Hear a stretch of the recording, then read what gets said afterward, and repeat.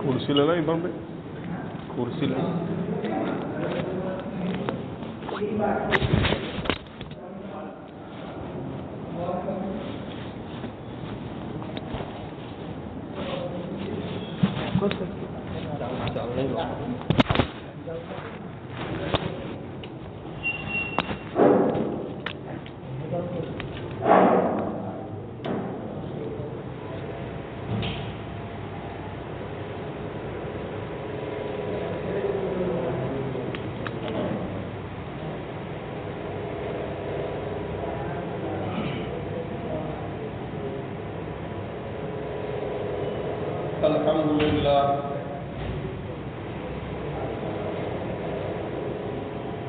الحمد لله وكفى وسلام على عباده الذين اصطفى أما بعد فأعوذ بالله من الشيطان الرجيم بسم الله الرحمن الرحيم وإذ ابتلى إبراهيم ربه بكلمات فأتمهن صدق الله مولانا العظيم.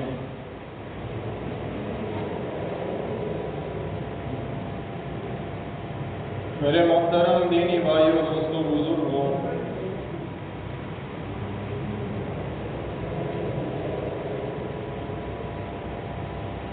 گزشتہ جمعہ میں نے آپ لوگوں کے سامنے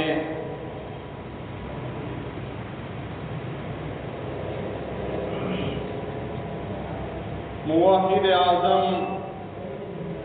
مشہور بت شکن معمار کعبہ سیدنا حضرت ابراہیم علیہ السلام کی امتحان و آزمائش والی زندگی میں سے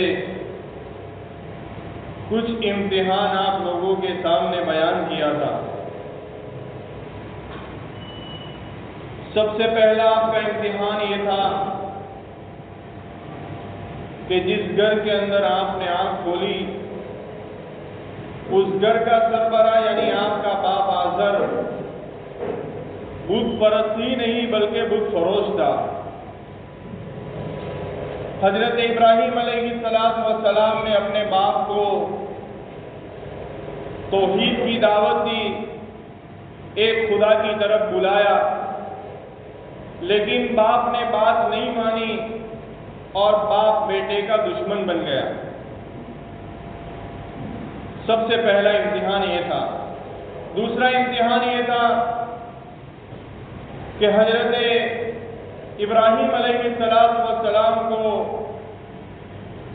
قوم سے ایک مختلف دین حنیف آپ کو دیا گیا تھا. پوری قوم بت پرستی کے اندر مبتلا تھی. آپ کو ایک الگ دین حنیف دیا گیا اور دعوت و تبلیغ کا حکم بھی دیا گیا. حضرت ابراہیم علیہ السلام نے قوم کو بھی خدائے وحدہ لا شریک لہ کی طرف بلایا اور مختلف اعتبار سے شرک کی تردید اور توحید کی تائید کے اندر مختلف دلائل قوم کے سامنے پیش کیے، لیکن قوم نے بھی بات نہیں مانی اور پوری قوم کی قوم حضرت ابراہیم علیہ السلام کی مخالف بن گئی. اس موقع کے اوپر حضرت ابراہیم علیہ السلام نے قوم کے درمیان یہ اعلان کیا وَتَاللَّهِ لَأَكِيدَنَّ أَصْنَامَكُمْ بَعْدَ أَن تُوَلُّوا مُدْبِرِينَ کہ قوم تم دیکھنا ایک دن میں تمہارے ان معبودوں کے ساتھ جن کی تم عبادت کر رہے ہو، پرستش کر رہے ہو، ایک ایسی چال چلوں گا کہ تمہاری عقل حیران ہو کر رہ جاوے گی. قریب ہی زمانے کے اندر پھر مذہبی میلے کا دن آیا. پوری قوم کی قوم اور ان کے مذہبی پیشوا کاہن سب لوگ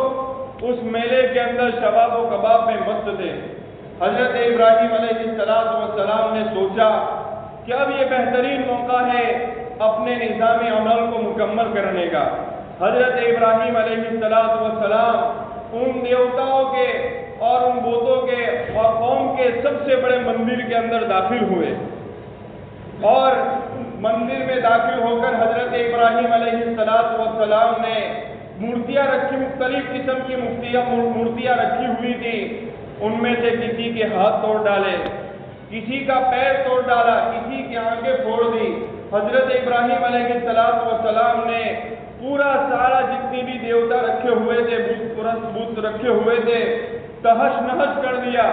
اور اس مندر کے اندر جو سب سے بڑا بت تھا، اخیر کے اندر اس سب سے بڑے بت کے کندھے کے اوپر اپنا کلہاڑا رکھ دیا، اور حضرت ابراہیم علیہ السلام پھر واپس تشریف لے آئے۔ جب مذہبی میلہ ختم ہوا، قوم واپس لوٹ کر آئی اور اس مندر کے اندر داخل ہوئی، اور اس مندر کے اندر اپنے دیوتاؤں کی حالت دیکھی تو بڑے غصے ہو گئی، اور آپس میں ایک دوسرے سے پوچھنے لگے کہ یہ ہمارے ان دیوتاؤں کے ساتھ اور ہمارے ان بتوں کے ساتھ یہ سب کس نے کیا؟ یہ سب کس نے کیا؟ تو ان کے اندر وہ لوگ بھی تھے جن کے سامنے حضرت ابراہیم نے اس بات کا اعلان کیا تھا کہ میں تمہارے معبودوں کے ساتھ ایک ایسی چال چلوں گا کہ تمہاری عقل حیران ہو کر رہ جائے گی۔ تو انہوں نے اس موقع کے اوپر کہا کہ ایک نوجوان ہے جو ہمارے معبودوں کا بڑا دشمن ہے، اور اس کا نام ابراہیم ہے، انہی نے یہ سب کیا ہے۔ جب ان کے کاہنوں نے اور ان کے سرداروں نے یہ بات سنی تو انہوں نے کہا کہ اس ابراہیم کو مجمع کے درمیان لے کر آؤ تاکہ آج مجمع دیکھ لے کہ ظالم کون ہے۔ حضرت ابراہیم علیہ السلام کو لایا گیا، اور ان کے مذہبی پیشوا اور کاہنوں نے حضرت ابراہیم علیہ السلام سے پوچھا کہ ابراہیم، ان معبودوں کے ساتھ اور ہمارے ان بتوں کے ساتھ یہ سب آپ نے کیوں کیا؟ یہ سب کیوں کیا؟ حضرت ابراہیم علیہ السلام نے دیکھا کہ اب بڑا موقع بڑا اچھا ہے، اور یہ بہترین موقع ہے جس کے لیے میں نے یہ ساری ترتیب اور میں نے یہ ساری ترتیب اختیار کی تھی۔ مذہب بھی موجود ہے، سب دیکھ رہے ہیں کہ ان کے دیوتاؤں کے ساتھ کیا حشر ہوا ہے، اس لیے آج میں ان کے پیشوا اور ان کے جو مذہبی لوگ ہیں ان کے غلط عقائد کے اوپر ان کی تردید اور ان کو شرمندہ کرنے کا ایک بڑا اچھا موقع ہے۔ اس لیے میں آج ان کو یہ جواب دوں گا کہ جو بھی جس نے بھی کیا، بلکہ اس بڑے بدھ ہی سے پوچھ لو، سب کچھ اسی نے کیا ہے، آپ بڑے ہی بدھ سے پوچھ لو۔ ظاہری بات ہے کہ اس سوال کے جواب میں یہ لوگ یہی کہیں گے کہ ابراہیم، کیا یہ بدھ بھی بول سکتے ہیں؟ اس موقع کے اوپر میں ان کے غلط عقائد کو پول کھول کر ان کے صحیح عقائد کی طرف ان کی رہنمائی کروں گا، اور میرے اس سوال کا جواب ندامت کے علاوہ ان کے پاس کچھ بھی نہیں ہوگا۔ اس لیے اس موقع کا غنیمت سمجھتے ہوئے حضرت ابراہیم علیہ السلام نے بڑی سادگی کے ساتھ، اس لیے کہ اگر اس موقع کے اوپر حضرت ابراہیم علیہ السلام صحیح جواب دے دے تو جان چلی جاتی، اور اگر وہ غلط جواب دے دیتے تو نبوت چلی جاتی۔ اس لیے انہوں نے بڑی سادگی سے کہا قال بل فعل کبیرہم ھذا فاسألوہم ان کانوا ینطقون، کہ کیا جس نے بھی کیا، آپ ان بڑے بدھی سے پوچھ لیجئے کہ یہ سب کس نے کیا، ان بڑے بدھی سے پوچھ لیجئے۔ ظاہری بات ہے کہ اس دلیل کا ان کے مذہبی پیشواؤں کے پاس کوئی جواب نہیں تھا۔ یہ لوگ بالکل ندامت کے اندر غرق کے دل ہی کے اندر یہ لوگ ذلیل و رسوا ہو رہے تھے، اور آج مجمع نے یہ بات دیکھ لی، جان لی، اور وہ سارا منظر مجمع نے دیکھ لیا جس کے دیکھنے کے لیے وہ تیار نہیں تھے، اور انہوں نے دل کے اندر اقرار کر لیا کہ ظالم ابراہیم نہیں، ظالم تو ہم ہی ہیں کہ ہم ان غلط عقیدے کے اوپر ایمان رکھتے ہیں۔ اس لیے انہوں نے بڑی شرم کے مارے اپنے سر کو جھکاتے ہوئے یہ بات کہی، اے ابراہیم، تو جانتا ہے کہ یہ بت بات نہیں کر سکتے، تو جانتا ہے کہ یہ بت بول نہیں سکتے، یہ بات نہیں کر سکتے، ہم اس سے کیسے پوچھیں؟ حضرت ابراہیم علیہ السلام کی اس طرح جو آپ نے دلیل دی یہ دلیل کامل اور مکمل ہو گئی، اور مجمع نے، ہر بڑے چھوٹے نے اس بات کا اعتراف کر لیا کہ ظالم ہم ہی ہیں اور ہم ہی نے اپنے اوپر ظلم کیا ہے کہ یہ بت جو نہ بول سکتے ہیں اور نہ دیکھ سکتے ہیں، نہ اقرار کر سکتے ہیں، ہم ان کی عبادت کرتے ہیں۔ جب یہ بول نہیں سکتے، یہ کچھ دیکھ نہیں سکتے، وہ ہم کو نفع اور نقصان کیسے پہنچا سکتے ہیں؟ انہوں نے اقرار کر لیا۔ حضرت ابراہیم علیہ السلام نے بھی موقع کا فائدہ اٹھاتے ہوئے پھر ان کو خدا وحدہ لا شریک لہ کی طرف دعوت دی، اور مختصر انداز کے اندر، بڑی جامع اور فصیح زبان کے اندر آپ نے خدا وحدہ لا شریک لہ کی طرف بلاتے ہوئے کہا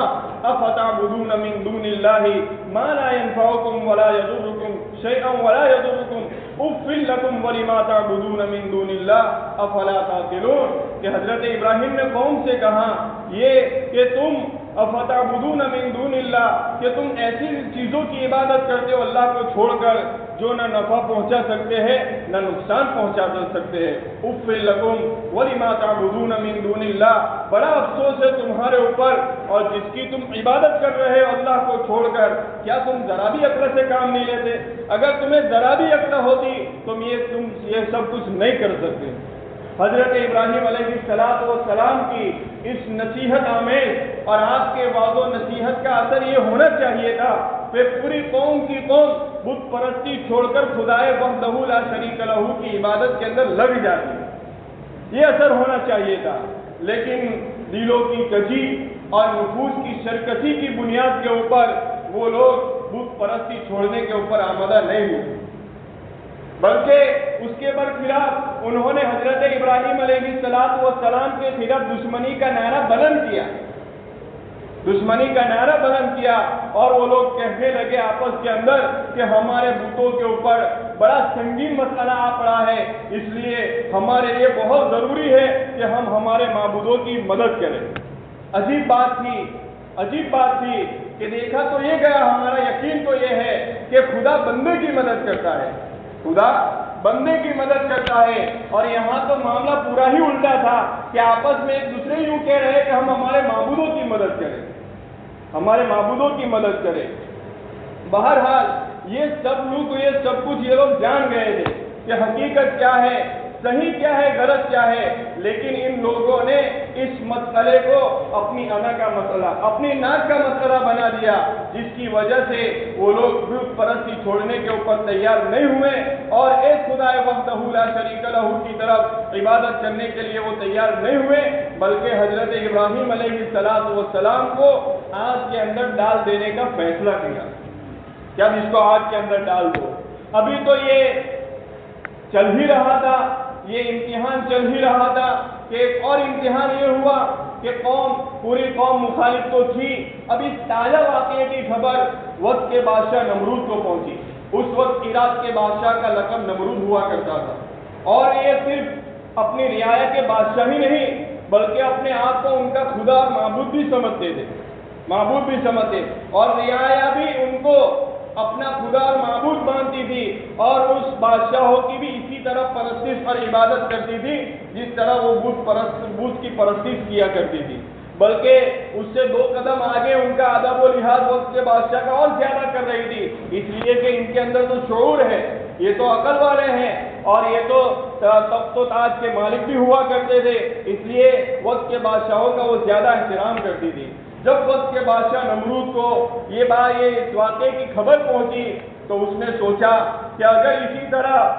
پیغمبر کی دعوت و تبلیغ کا مشن جاری رہا تو کہیں ایسا نہ ہو، اور کوئی روک ٹوک نہیں ہوئی تو کہیں ایسا نہ ہو کہ آباء و اجداد کے دین کے ساتھ ساتھ میری الوہیت، میری ربوبیت اور میری ملوکیت کا بھی خاتمہ ہو جائے، میری ربوبیت، میری الوہیت اور میری ملوکیت کا خاتمہ ہو جاوے۔ اس ڈر سے اس نے یہ سوچا کہ ابراہیم علیہ السلام کو یہیں پر ہی روک دیا جاوے تاکہ یہ سب کچھ بند ہو جاوے۔ اس لیے اس نے حکم دیا کہ ابراہیم کو ہمارے دربار میں حاضر کرو، ابراہیم کو ہمارے دربار میں حاضر کرو۔ اب ان کا باپ جو پہلے ہی سے دشمن بنا بیٹھا تھا حضرت ابراہیم کو لے کر نمرود کے دربار میں پہنچے۔ جب حضرت ابراہیم علیہ السلام नमरूद के दरबार में पहुंचे तो आपने नमरूद को सजदा नहीं किया। उस जमाने के अंदर एक रिवाज होगा कि बादशाह के दरबार में सजदा किया जावे पहले, लेकिन हजरत इब्राहिम ने सजदा नहीं किया। नमरूद कहने लगा कि तूने हमको सजदा नहीं किया। हजरत इब्राहिम ने बेटोक जवाब दिया कि मैं एक खुदा वहदहू ला शरीक लहू की वहदहू ला शरीक लहू को ही सजदा कर सकता हूँ और किसी को मैं सजदा नहीं करता। नमरूद ने कहा कि आखिर तेरे रब के अंदर वो कौन सी खुसूसियत है जो मेरे अंदर न पाई जाती हो, तू जरा बता। हजरत इब्राहिम अलैहिस्सलाम ने फरमाया मेरा रब वो है जो जिंदगी भी देता है और मौत भी देता है, जो जिंदगी देता है और मौत भी देता है, वो उसका मालिक है। नमरूद ने कहा ये सिफत तो मेरे भी अंदर है, ये सिफत मेरे अंदर भी पाई जाती है। फौरन उसी वक्त उसने जल्लाद को हुक्म दिया और उस वक्त उसने 2 आदमियों को जेल में से बुलाया, जिनमें एक ऐसा शख्स था जो वाजिबुल कत्ल था और एक बरी यानी छूटने वाला था। 2 आदमियों को अपने पास बुलाया। जो कत्ल होने वाला था उसको वक्त के बादशाह नमरूद ने उसको आज़ाद कर दिया, छोड़ दिया, और जो छूटने वाला था उसको बुलाकर जल्लाद को हुक्म दिया कि इसको कत्ल कर दो। फिर हजरत इब्राहिम की तरफ मुखातिब होकर कहा ये सिफत तो मेरे अंदर भी पाई जाती है, मैं भी जिंदगी देता हूँ, मैं भी मौत देता हूँ, लेकिन इस अक्ल के अंधे को कौन बताए कि जिंदगी और मौत ये नहीं है, बल्कि जिंदगी और मौत इसकी तफसीर तो बिल्कुल अलग है।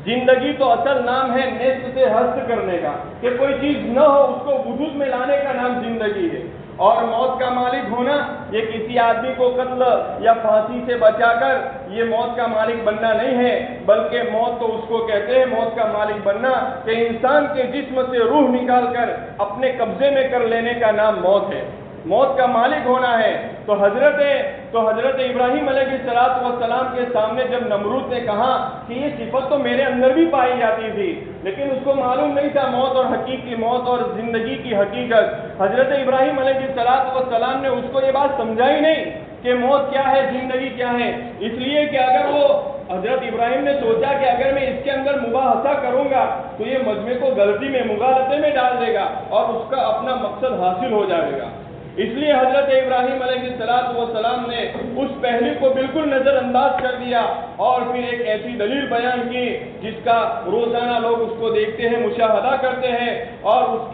उसका जवाब उस वक्त के नमरूद के पास कोई नहीं था। इसलिए हजरत इब्राहिम अलैहिस्सलाम ने दूसरा रुख इख्तियार किया कि मेरा रब और मेरा मालिक तो वो है जो सूरज को मशरिक से तुलू करता है और मगरिब के अंदर उसको छुपाता है। अगर तू रब है, तू मालिक है, तू खुदा है, तो एक काम कर, तू मगरिब से सूरज को निकाल कर मशरिक के अंदर छुपा।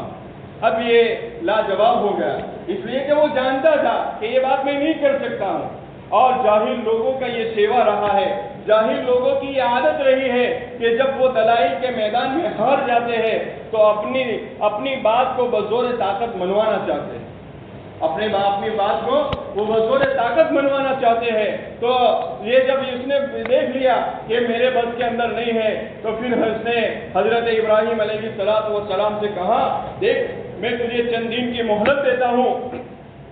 अपने अकाइद के ऊपर जरा नजर सानी कर ले। हजरत इब्राहिम अलैहिस्सलाम को बाप ने हजरत इब्राहिम को समझाया कि बेटा नमरूद बड़ा जालिम है, जाबिर है, इसकी बात को कबूल कर ले। हजरत इब्राहिम अलैहिस्सलाम ने बाप से कहा अब्बा, आप झूठे बूतों को आप खुश करना चाहते हैं, मैं अपने हकीकी मालिक को खुश करना चाहते हूँ, मैं ये बात उसकी नहीं मानूंगा। फिर जब वो वक्त आया, पूरी कौम ने और वक्त के बादशाह नमरूद ने हजरत इब्राहिम अलैहिस्सलाम को आग के अंदर डाल देने का फैसला कर लिया। जब इसको आग के अंदर डाल दिया जावे, मेरे भाइयों जरा सोचे, एक इंसान के नाते एक पैगंबर के ऊपर कितनी बड़ी आजमाइश। अभी तो दावत और तबलीग का पहला ही मरहला है और इतनी बड़ी आजमाइश है, इतनी बड़ी आजमाइश हजरत इब्राहिम अलैहिस्सलाम ने रज़ा इलाही के खातिर अपने आप को कुर्बान कर देने के लिए पेश किया। और मजमे ने वो बात देखी कि पूरी कौम ने एक आग सुलगाई, कई रोज तक उस आग को सुलगाया जिसकी लपटें आसमान को छूने लगी। किताबों के अंदर लिखा है 12 मील लंबी आग सुलगाई गई और اتنی تیز کی گئی کہ قرب و جوار کی ساری چیزیں جھلسنے لگی، اس کی لپٹ میں آنے لگی۔ حضرت ابراہیم علیہ السلام کے اس موقع کے اوپر دو راستے تھے۔ ایک راستہ تو یہ تھا کہ اگر زندگی عزیز ہے تو دعوت و تبلیغ کا کام چھوڑ دے، اور اگر زندگی عزیز نہیں ہے تو اپنے آپ کو آگ کے اندر ڈال دینے کے لیے تیار کر دے۔ حضرت ابراہیم علیہ السلام نے دوسرا راستہ اختیار کر لیا، اس لیے کہ ان کو اللہ کی ذات کے اوپر کامل یقین تھا، اس کو اللہ کی ذات کے اوپر بھروسہ تھا کہ یہ دنیا کی آگ میرا کچھ بھی نہیں بگاڑ سکتی۔ حقیقت تو یہ ہے کہ حضرت ابراہیم علیہ السلام کی جب ان قوم نے حضرت ابراہیم علیہ السلام کو اس آگ کے اندر ڈال دیا گیا، اس وقت کوئی شاعر کہتا ہے بے خطر کود پڑے آتش نمرود میں عشق، بے خطر کود پڑے آتش نمرود میں عشق، عقل ہے محو تماشائے لب و باب ابھی، کہ ابھی تو عقل حیران ہے کہ حضرت ابراہیم علیہ السلام یہ کیسے کر گزرے، یہ سب کیسے کر گزرے حضرت ابراہیم علیہ السلام۔ حضرت ابراہیم علیہ السلام کا یہ امتحان دیکھتے اور اس امتحان کو دیکھتے ہوئے ہمیں اس بات کا یقین ہو جاتا ہے کہ حقیقت کے اندر جو خدا کا ہو جاتا ہے خدا اس کا ہو جاتا ہے۔ اسی لیے اللہ تبارک و تعالیٰ نے کسی کو بھی واسطہ نہیں بنایا، فوراً اس آگ کو حکم دیا، قلنا یا نار کونی بردا و سلاما علی ابراہیم، اے آگ تو حضرت ابراہیم علیہ السلام کے اوپر ٹھنڈی اور سلامتی والی بن جا۔ تو حضرت ابراہیم علیہ السلام کا ایک امتحان تو یہ تھا کہ حضرت ابراہیم علیہ السلام کو آگ کے اندر ڈال دیا گیا۔ حضرت ابراہیم علیہ السلام اس آگ سے عافیت کے ساتھ سہولت کے ساتھ زندہ نکل آئے۔ اب اس کے بعد آپ کا اگلا جو امتحان ہوا وہ ترک وطن کی صلاحیت کے اندر ہوا کہ آپ کو یہ حکم دیا کہ آپ اب وطن کو چھوڑ کر چلے جائیے۔ اب یہ امتحان کیا ہے، کیسے ہوا، انشاءاللہ آئندہ جمعہ اس کے اوپر بات کریں گے۔ وآخر دعوانا الحمدللہ رب العالمین۔